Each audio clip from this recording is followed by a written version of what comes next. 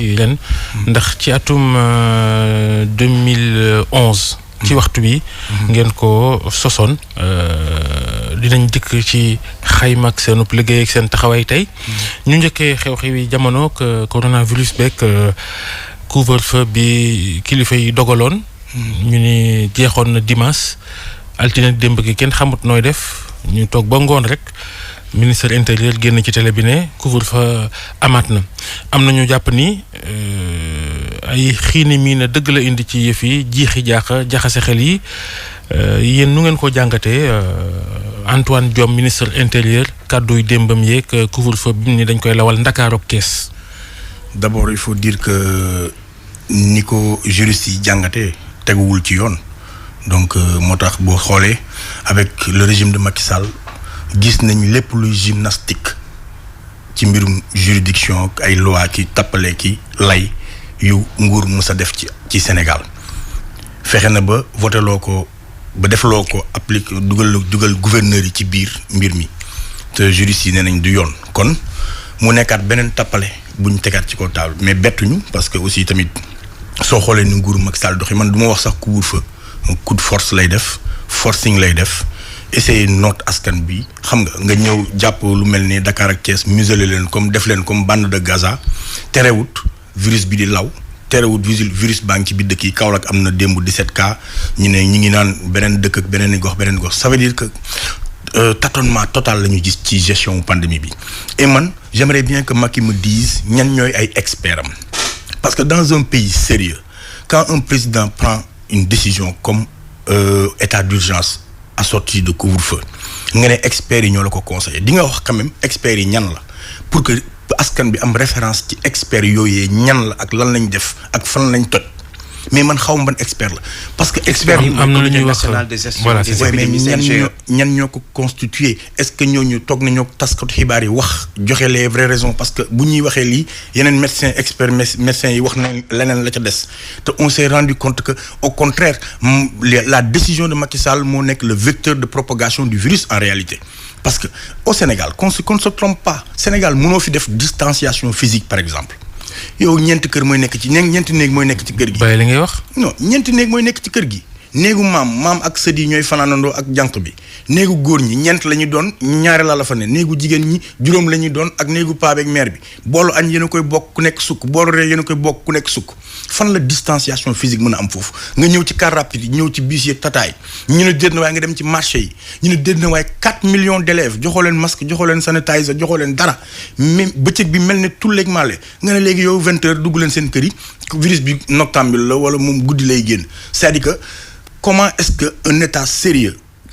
nan la mënee jël des décisions sur la base d'un autre état wala d'une yeneen réalité. mais virus moom boo ko téyee waxtu sax. waxuma la couvre-feu guddi lëmm. waaye virus moom boo ko téyee waxtu sax téye nit ñi yaa ngi yéexal ak demam yaa ngi ralentir propagation bi. mais les chiffres mën na su la wax ni couvre-feu amul njëriñ. les chiffres ont dit le contraire. def na couvre-feu 12 jours terewul affaire baa ngi law kon ça veut dire que ñoom experts yi ay cuuna lañ. décision bi amul sa raison d'être économiquement mi ngi assassiner le pays un couvre-feu mënul. mais bu dul couvre-feu lan mooy solution bi lan nga gisoon ne moom lañ fa. la solution comme que yow nee nga àndoo ci couvre-feu bi lan mooy. la solution c'est de laisser les Sénégalais ñu vaquer à leurs occupations tout en les responsabilisant. premièrement soo tëjee boîte tëj bar nit amul raison génn guddi restaurant nga ne leen mun ngeen liggéey ba minuit mais nit amul droit toog ku ñëw da ngay jënd dem wala nga woote ñu livrer la. soo ko defee ak période sedd bi ñu nekk les Sénégalais quand même seen santé jaral na leen ko mais ku ci balaa ngaa xalaat wér-gu-yaram lekk ci la bokk ak dund yow ku lekkul naanu jàngul fajuwul nan lay amee wér-gu-yaram secteur yi nga assassiné secteur informel bi mu jël noot ko mooy jaaykatu may gay jaaykatu nangam mais imaginez regardez ce qui se passe ci arrêt bus yi bu kii bi heure bi jotee daw yeeg yooyu mobilisation bi moom laa la wax ma ne la cette décision de Macky Sall mooy le premier vecteur de propagation du virus donc tâtonnement la ak cuune la et puis surtout nga tegoon une commission ci première vague bi nga teg une commission génne 1000 milliards enrichir sa beau-frère ak ay xaritam 1000 milliards yooyu nar a nax saay nii kenn ñëwul tegal ñu un bilan personne ne nous a dit premier couvre-feu bi lii moo nekkoon les résultats kenn ñëwul wax ak askan bi xamal leen ay chiffres yu exact on te parle aujourd'hui de nangam de cas suba nangam de cas gis naa sax benn jour le directeur xaw ma lan waa ji waxu cas yi wax ne sur 200 cas testés am nañ 300 malades pour te dire incohérence totale ci li ñuy def. loolu njuumte la woon rek ci chiffres yi. du njuumte c'est une incohérence c'est du tâtonnement cet état est incapable de protéger son peuple ñun mënuñu def la gestion de cette pandémie de la même manière que les Européens yi seen ay cas ay 100 000 cas ay 100 000 morts ñun une population de 17 millions il nous parle de 20 000 cas vous vous rendez compte il y a pas de test de masse bu ñu def testé wuñ ku dul kuy voyager ba pare muy jar 40 000 francs. Comment est-ce que Institut Pasteur kese nekk fi condam di tester nit ñi test bi jaar yeneen laboratoire est-ce que tey jii man en tant que sénégalais su ma buggee dem def test damay ñëw rek taxaw rang ñu testé ma amul tant que amoo doomu jàngoro bi ci sa yaram wala yow sa waa kër gasax nga leen nga soog ñu soog laa testé da nga mus a gis kenn ku dem ñëw. loo bëgg a wax ne li ñuy lim ëpp na fuuf. en réalité ñi ko am ëpp na fuuf li ñuy lim. bu fekkee ne loolu la ñuy wax ci virus bi ni muy lawee li ko am ëpp na fuuf di junni yoon di dem donc on n'a pas les chiffres exacts li ñuy def mooy testé ku fa ñëwul testé wuñ la fan lañ defee test de masse c'est que état bi moo sérieux wul ils ne nous prennent pas au sérieux et puis nañ bàyyi seen tâtonnement bi dindi seen couvre-feu seen yëfu caaxaan yi lii fajul dara. mais nag yéen Y'en a marre bu ngeen di sànni xeer ba jamono toll fii jàngoro ji di law est-ce que waru leen xoolaat seen discours ndax lépp lu jëm ci naxasal xeex coronavirus itam loolu du seen cër. ñun moom ngàcce ngalaama ndax bi feebar bi ñëwee premier cas importé li ñu njëkk a def mooy dem seeti ministre de la santé laaj ko lu ciy pexe mu wax ñu ko. ñu tëgg ci ab morceau oo suñuy artistes. lii ngay wax tey kay moo tax moom laa la wax déglu ma ñëw rek jël suñuy artistes mobiliser leen def ci ay sensibilisation def ci ay capsules wax ci lu ne jël ci mesures barrières yi defar sax ay masques maye ko ci askan bi les yanamaristes esprit yanamar ci gox-goxaat yi ñoo jël seen dërëmu bopp defar dem gis ay tailleurs fay leen à l'unité 150 francs ñu defar ay masques maye ko loolu on l'a fait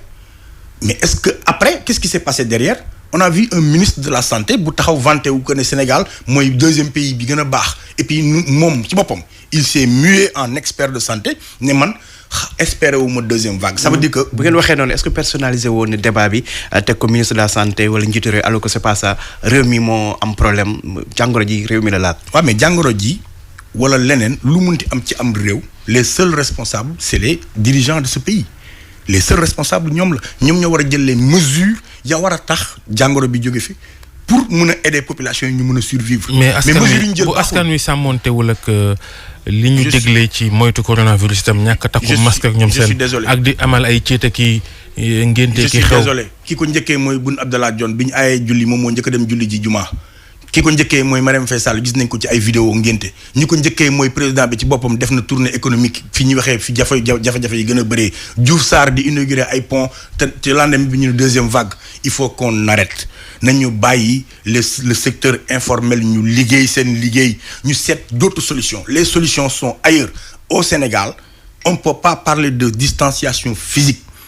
na gars yi joxe ay masques nit ñi raxas seen loxo comme ni mu waree ñu def ay tests de masse pour vraiment savoir fan lañ mën a isoler feebar bi lu ko may li ñu def yëpp ay tappalaatu la ak tâtonnement et ça montre juste la carrure d'un dictateur qui veut juste tëj nit ñi museler Sénégalais yi. wàllum solution ñiy xaar vaccin Sénégal sax bind na pour mën a am vaccin yi fii ak njeexteelu weeru mars am na sax ñoo xam te ne laam-laamee ne ànd ñu ceeg yooyu ñu war a ñàkk nit ñeeg yooyu yéen luy sa xalaat ci loolu ndax ñàkk bi baax na ci dina tax jàngoro ji wàññeeku. ñàkk bi li ma ci dégg ci li experts yi nee nañ ñi nee nañ waaw ñi nee nañ déet man du ma expert de santé li ma xam daal ci histoire u àdduna mooy un virus ñu isolé ko utal ko vaccin en l'espace de 9 mois man tey na samam xel xaw ma nag ban vaccin la ñuy indi Pfizer bi la wala beneen bi la wala. en tout cas yow bu ñëwee doo ñàkk. du ma ñàkkoo gum de tant que makeeg njabootam ñàkkuñ ba noppi bu ma xool leen bu baax a baax a baax man du ma ñàkkoo gum de man laa wax loolu nag ça n'engage que moi. balaa maa ñàkku moom dana ma leer ne ñoom ñi ngànk nguur gi indil ñu vaccin parce que ñun c'est la réalité. mais ñàkku moom c'est individuel c'est personnel. loo cay seet keneen moom laa wax non li tax ma ciy seet keneen mooy damay xool effet yi ba noppi si ñoom parce que dafa am ay effets on a vu des morts yu jël vaccin bi ñu dee. am tamit ñeneen ñu ñàkku te dara jot leen tam. waaw ba tey loolu yëpp mun na nekk. waaye man de balaa maa ñàkku ñoom ma makeeg nguuram bu ñàkkoo ba noppi ba ma xool leen ba xam ndax amuñ leen lu leen dal ma soog a xool lu may ñàkku te loolu man sama avis personnel la du ma jël risque di pikiru loo xamante ne nii je ne serai pas en tout cas cobaye tubaab yi du ma ko doon parce que ñun encore une fois. tubaab yi kay ñi ngi ñàkku nag wax dëgg yàlla fi ñu toll nii ñoom. ñi ngi ñàkku seen cas yi gën a yokk ñi ngi ñàkku di gën a dee c'est incohérent munoo di ñàkku ngeen di gën a dee cas yi di gën a bëri ngeen di gën a indi ay couvre-feu tubaab yi bu fekkoon seen ñàkk bi baax na aujourd'hui da nga mais day doog a door ñàkk gu ñu en masse. ñàkk bi en masse day doog a door man je pense que on peut pas trouver d'excuse à te boo ñàkkoo da ngay toog diir mu commencé def effet protection bi. oui mais en tout cas les chiffres démontrent que ñàkk bi amagul effet depuis 1 mois ñi ngi waxu ñàkku ñi ngi ñàkku. ban nga wóoluwul bu chinois bi wala. wóoluwuma ci benn. wóoluwuma ci benn parce que boo xoolee yenn logique yi ay Bill Gates ñu ci def seen ay xaalis ak yooyu ñooñu en tout cas on va me dire que da nga nekk ci théorie du complot machin mais en tout cas loolu moo ko wane. donc wóoluwuma ko balaa ma ci am daal lu leer ma am ci preuve que ne ñoom nguur gi ñi nga xamante ne amuluñu benn njëriñ ñoom déjà amuñu njëriñ ci réew mi mun nañ pikiru garaaw.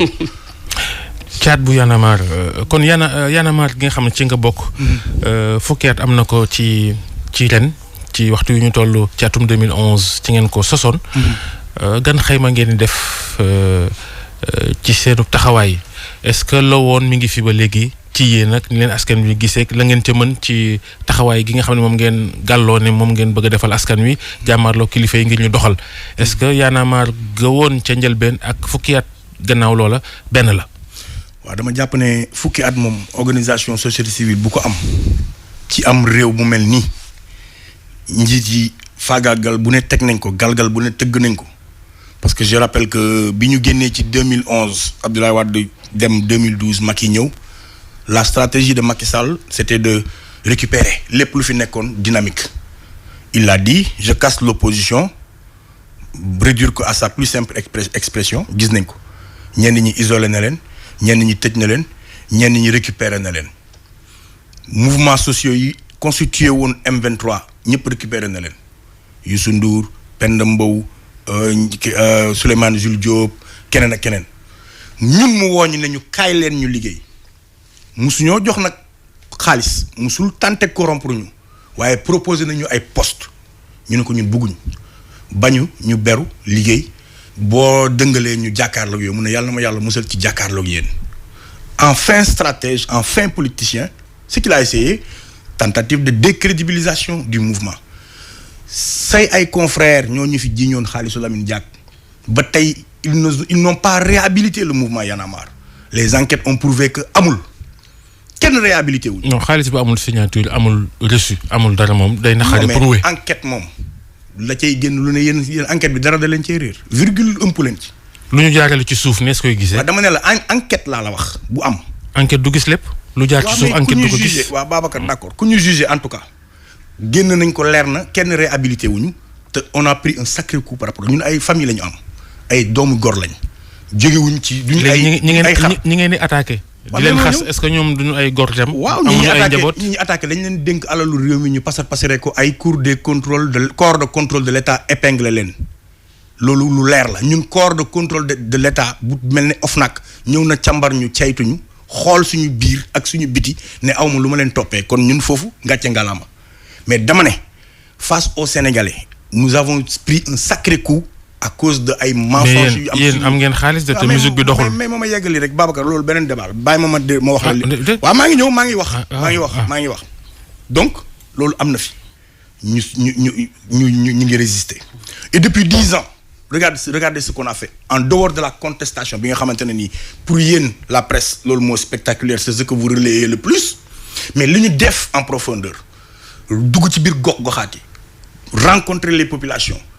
instituer créer une dynamique ce qu'on a fait c'est immatériel du lu ñuy matérialiser nii téye ko wala nangam mais sur l'éveil des consciences sur la participation des jeunes ko kenn mënu ko natt li ñu inscrire ci ay jeunes ci ay listes électorales les primo-votants les centres qu'on a réhabilités dans la banlieue le nombre d'arbres que nous avons plantés ci littoral bi ñi may dégg xam nañ ko ay Ali Aïdar ak ay ministère de l'environnement ñooñu may nañ ñu ay garab ñu planté ko pour contre l'avancée du désert le nombre de bourses scolaires qu'on octroie aux jeunes démunis dans ce pays depuis 2013 les universités privées yi nekk Sénégal ñi ngi may dégg Saint-Louis Dakar Ziguinchor Kaolack ils nous donnent des bourses entières ak ay demi-bourses ñu may ko des élèves ak nangam loo xam ne du suñu rôle dañu ñëw jóg parce que pour ñun en tant que mouvement citoyen suñu rôle mooy càmbar xool jafe-jafe yi côté bu ne ñu xool lan lañ ci mën a apporter leneen li nga xamante ne moo ci li ëpp solo it ci njàngat ñu am un mouvement boo xam ne pour la première fois en Afrique ñu dégg un mouvement citoyen après 2 mandats son coordonnateur ñu dem assemblée générale ñu teggi ko parce que pour ñun dañoo gëm ne organisation bu ci nekk du benn nit la ñuy topp dañuy topp li ñuy wooyee maanaam idéologie ba ñu teggi Farel Baro teggi Thiat indi Aliou Sané indi Iba Mar indi ay Xafoor indi ñeneen ak ñeneen Y'en a marre ci côté boobee gàcce ngalaama waxuma nag ne lépp a baax. mais lan moo waral ba doole bi ngeen amoon ni fëse woon léegi demewu nii ba nga xamante ne askan wi xëy na mu leen gëme woon ak na mu jàpp nekkoon seen gannaaw wàññeeku na léegi. waaw loolu moom damay defee ne sa jàngat la rek. xew wi day am tamit. waaw loolu moom sa jàngat la rek loolu laa ko sa jàngat. Dakar du saf ñaari yoon. waaw. mais ñun sauf que ñun duñu Dakar xam nga Dakar la ñuy wax yow Dakar nga wax ñun duñu Dakar Dakar mooy saf ñaari yoon ak benn yoon mais dama jàpp ne yow sa jàngat nga def mais ci sa biir jàngat boobu dama la ci jàngal leneen dama ne la fii aucun mouvement wala organisation ne saurait résister pendant 10 ans face à des véreux politiciens. nga toog yaa ngi naan véreux di tuumaal gars yi dañoo sàcc xaalisu Sénégal ak yow ay wax yi day dem ci ngelaw li rek mais lan ngeen lim teg ci baaraam ne nangam sàkkal nañ ko pexe limal ñu. waaw loolu moom du jeex xam nga fii moom corps de contrôle de l'État yi moom IGE kii OFNAC kii épinglé na fi ay baron de la République yu dul jeex du ma ci dellu soit directeur poste directeur port directeur COUD dégg nga ko fi Mame Mbaye Niang tout ça même suñu pétrole bi ñu sàcc ak nangam. xaalisu Prodac bi 29 milliards yi leeragul. waaw leeragul ba tey da nga fi gis loolu mu leer. dara ñoom leeral nañ ko di. kan moo koy leeral c'est le ministre de l'économie moom mooy wax ne diw sàccul.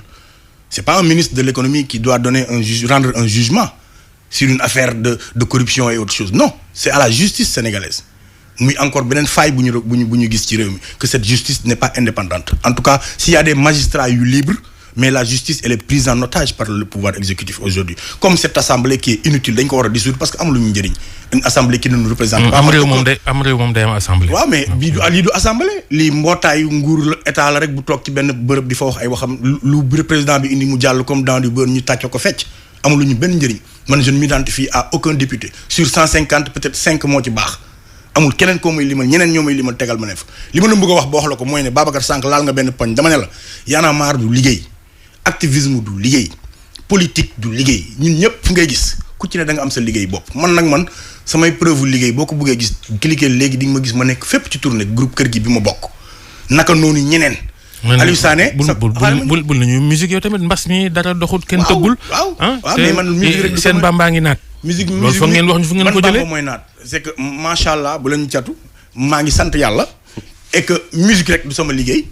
ñeneen ak ñeneen ñi nekk ci biir Y'en a marre musique rek du seen liggéey. looy jaay. non jaayuma loolu moom c'est personnel et privé mais li ma bëgg wax la ko mooy. non booy wootee leeraange da ngay leeral. waaw mais sama affaire bopp la loolu man nekkuma gestion publique di awma yëfu jàmbur def waruma def déclaration de patrimoine joxoo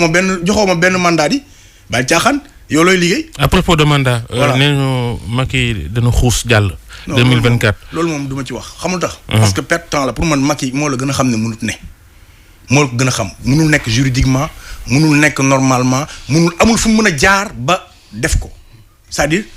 moom bu ko annoncé. moytul juridiquement moytu ko. waaw non juridiquement xam nga ma wax la juridiquement parce que juridiquement moom toujours mën na am ay tappale. foo dem ci justice depuis que le Sénégal est Sénégal on a toujours vu des gens yoo xamante ne nii. luñ teg parce que jamono Ablaye Wade gis nañ ne xeex ngeen pour ba 3e candidature Ablaye Wade bañ a am conseil constitutionnel ne war na cee mën a présenté wu ba après dem na ba nekk candidat ñu gagné ko kon 3e candidature bi amoon na si Ablaye Wade donte xeex ngeen loolu amul. waaw mais moom laa la wax xam nga conseil constitutionnel bés boobu lañ ko jël yóbbu commissariat mu fanaan ñoom même ñoo fa nekk ba tey encore